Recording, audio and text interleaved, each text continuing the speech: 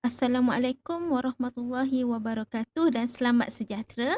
Okey, hari ini kita akan masuk pada bahagian 5 untuk unit 6 ni iaitu mengenali fitur antara muka.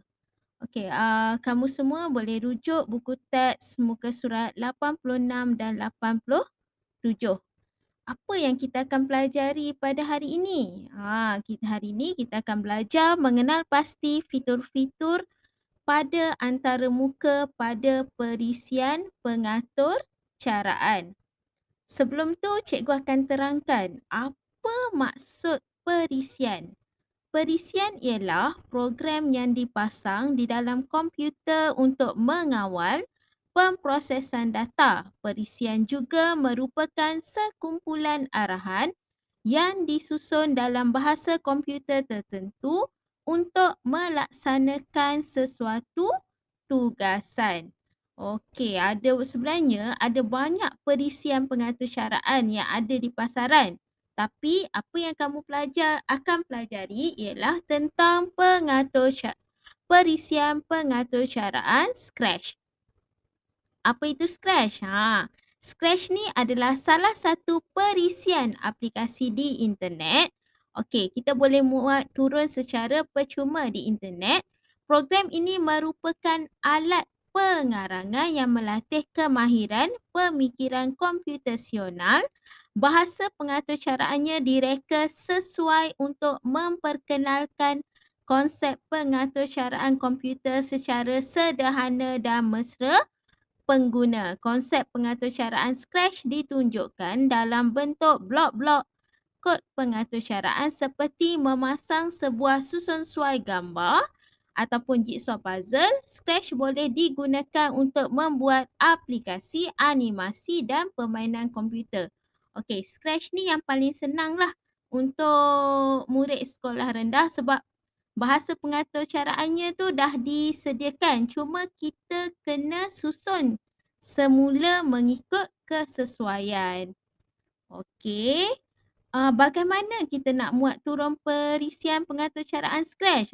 Boleh dimuat turun di laman web yang cikgu nyatakan ataupun awak boleh imbas QR code di dalam buku teks RBT pada muka surat 86. Tapi cikgu akan terangkan lebih lanjut lagi lah untuk kelas yang berikutnya. Okey, sekarang kita akan lihat antara muka perisian pengatur caraan Scratch. Kalau awak lihat ada A, B, C, D, E, F, G. A tu view full screen. Awak boleh lihat full screen antara muka perisian pengatur caraan. B untuk project title. C, tabs. D, blocks palette. F, sprite list. E, stage. F, sprite list. Dan G, script area. Apa fungsi bagi setiap fitur yang cikgu sebutkan ni tadi? Okey. Untuk A, view full screen maksudnya dia untuk memaparkan stage dengan penuh pada skrin komputer. B, project title untuk menamakan projek atau cara kita. C, tabs mempunyai menu, scripts, kostum dan sound untuk merancang pergerakan objek, memaparkan kostum dan memasukkan unsur bunyi. Di block palettes mengandungi 10 menu yang digunakan untuk memberikan arahan kepada objek yang dipilih untuk menjalankan tugas yang dikehendaki. Okey, sekarang E-stage berfungsi sebagai pentas untuk sprite bergerak dan berinteraksi. F, sprite list, paparan senarai objek atau watak yang digunakan dalam projek. Okey, watak yang kita gunakan dalam dalam projek tu nanti kita panggil sebagai sprite. Script area, kawasan untuk menempatkan blok atau cara dalam blok palettes untuk membentuk atau cara yang dikehendaki. Ni fitur yang kita nampak secara umum lah yang kita nampak pada antara muka perisian pengatur caraan. Ada lagi fitur-fitur lain yang penting lah. Cikgu tak tunjuk semua tapi cikgu tunjukkan yang penting. Okey, boleh lihat kat sini lah kat mana bar menu, sprite, play atau stop, cursor tools, tabs, block palette, script area, sprite list dan stage. Fungsi fitur yang cikgu belum sebutkan, boleh lihat kat sini. Bar menu terdapat 4 menu digunakan untuk pelbagai operasi seperti membuka dan menyimpan fail. Sprite yang cikgu sebut tadilah merupakan imej grafik yang digunakan sebagai objek dan melakukan arahan seperti yang diatur cara, dikenali juga sebagai periphery. Periphery ataupun pari-pari mungkin.